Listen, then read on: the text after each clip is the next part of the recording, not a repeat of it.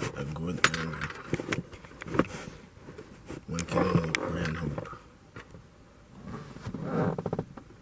Alright, so you guys know me as Sherlock or Sherlock Holmes based on the channel name.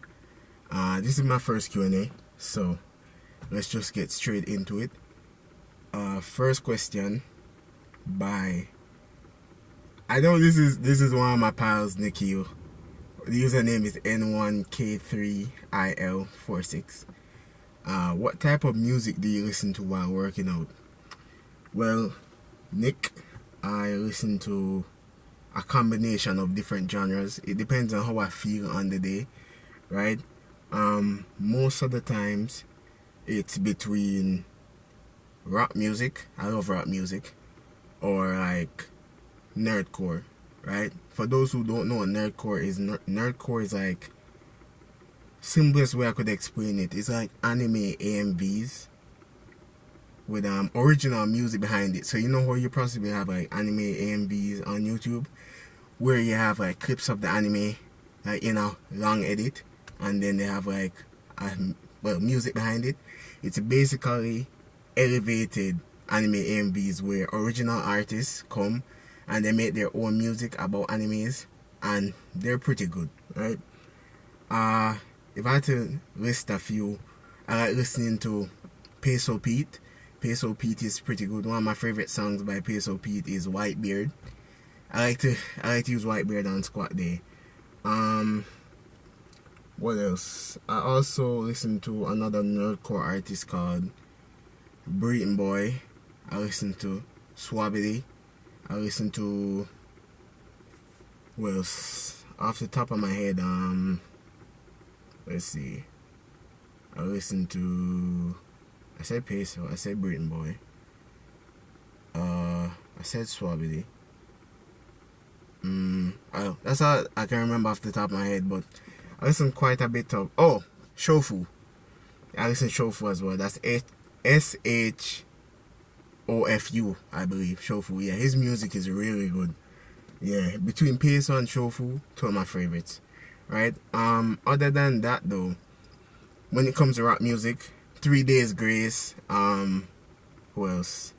I don't really have like many artists in terms of the rock genre that I know like off the top of my head, but I love listening to 3 Days Grace. I like Animal I Become, and I like Riot. Riot is pretty good, and you have a few others. I also enjoy listening to, what else? Sometimes I like listening to sad music too, even though I'm not sad. So I'll pull up like a Bryant Barnes, right? Don't even guys know Bryant Barnes. Bryant Barnes is pretty good. Or like a Laffy, you know, depending on the mood and such. But yeah, I listen to like a wide genre, but most times it's rock music or nerdcore. Or I just like pull up a mix in YouTube, you know, those YouTube auto-generated mixes with like music that you like to listen to, and I just listen to one of those.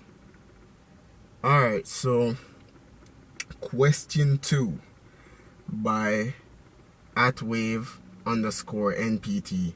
2 questions. Okay, we have a 2-parter here. Do you train even on bad mental days, and why?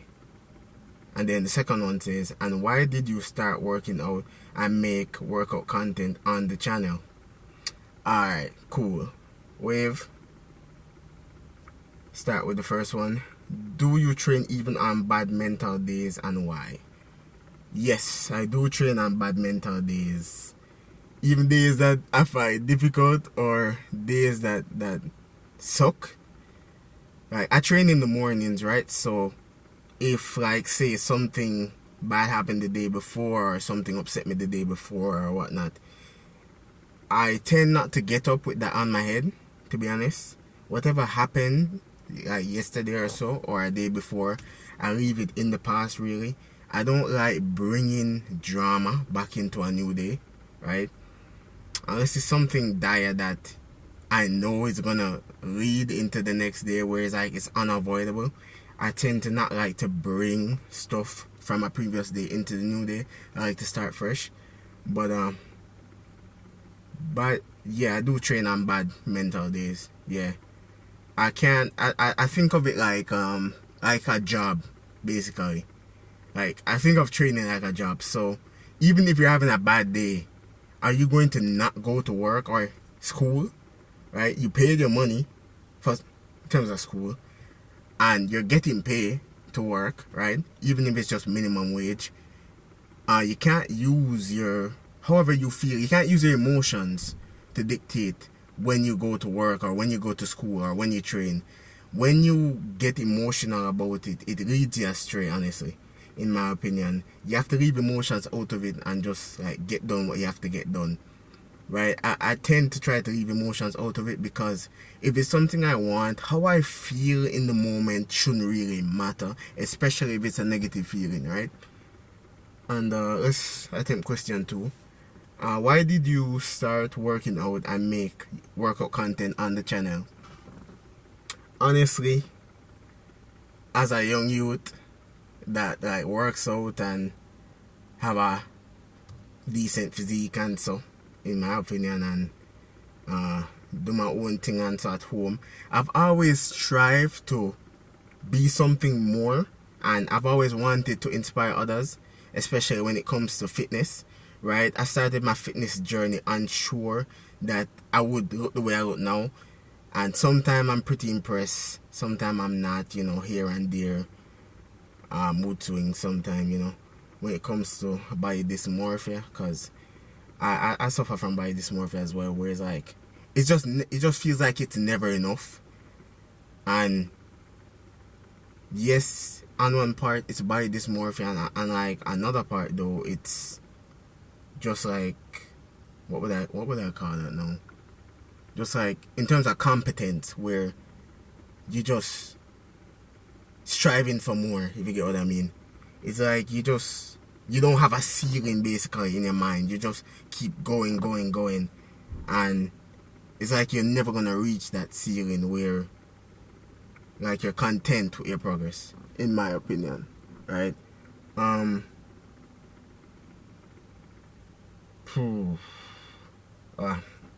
Started training. Yeah, so basically I started the channel to inspire others, especially those who are trying to work out at home and don't have the necessary equipment. I remember the days I started with just calisthenics. I didn't have any equipment, anything, and I didn't really think much of it, and a lot of people didn't think much of it either, until I started like really putting in that work, right? I know a lot of people didn't believe that I could get where I am right now with my physique and progress, and so a lot of persons putting me down, but I didn't let that stop me. I knew what I had to do, I knew where I wanted to be, and I knew my goals for myself.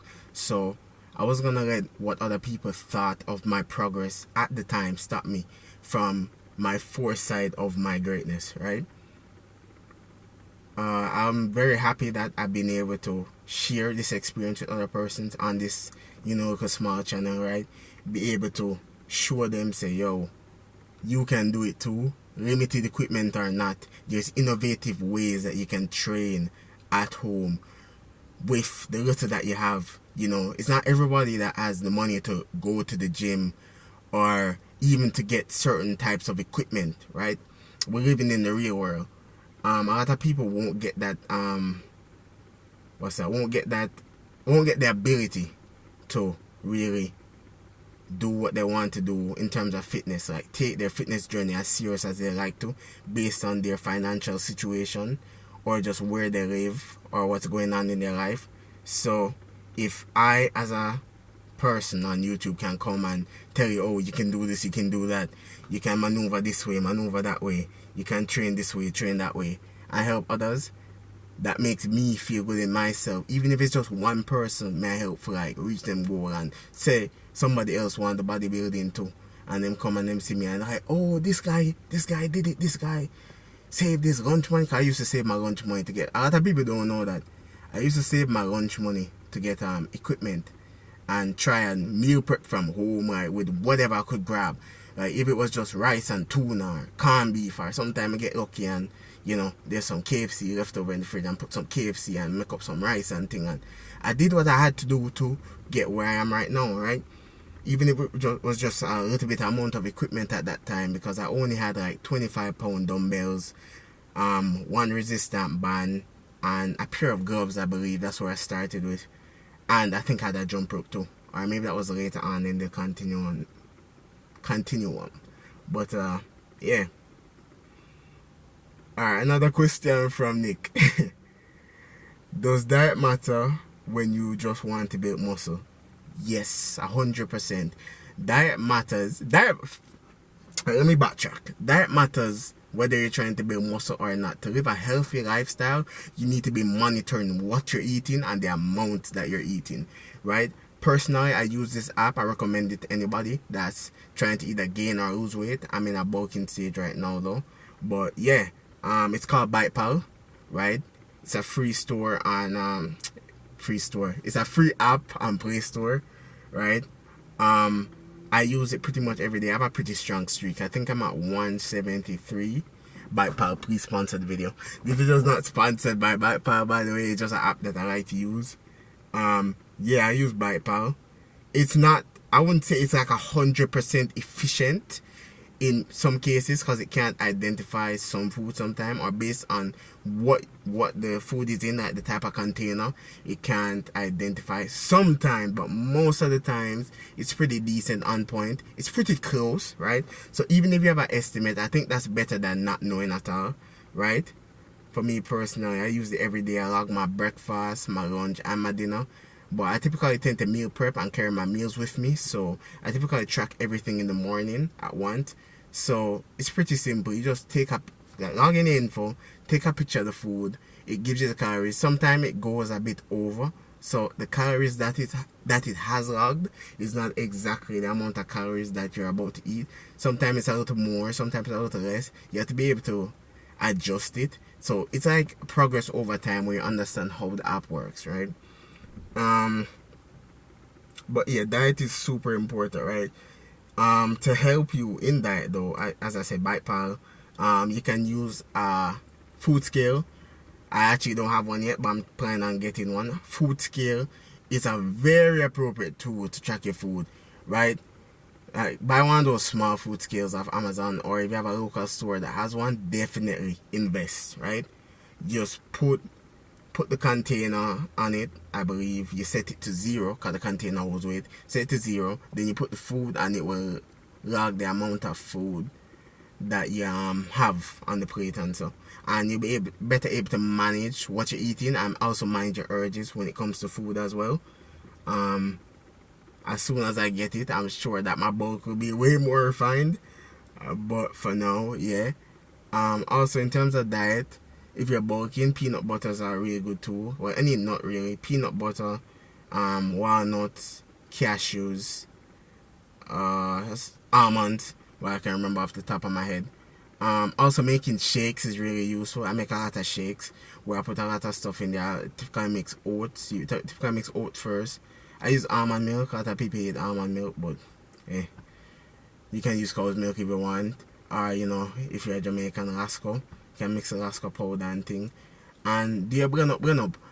Careful what you blend together though. Some things have the same minerals or vitamins in there, so it will be redundant. And some things are just not a good combination. I learned that the hard way. But you have to experiment for yourself. I don't really like making fruit shakes.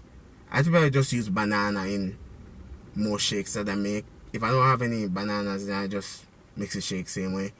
And I typically like using 2 different types of peanut butter. In terms of like protein, you know, you get your lean beef.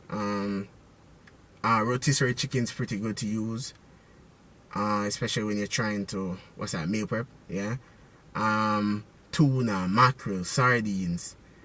Yeah, just have a rotation of like tin foods that you eat, honestly. It's pretty useful and pretty quick to prep, right? I also eat red herring. I love red herring. Potatoes, sweet, Irish. Rice, can't go wrong with some white rice. Oh, white rice not the healthiest, but yeah, you can do brown rice. Quinoa and lentils, those are pretty good as well. Yeah, that is it for diet. If you have any other diet questions or any particular questions like in my diet or what I eat or how I meal prep my stuff, you can leave it in the comments. But yeah, that's it for diet.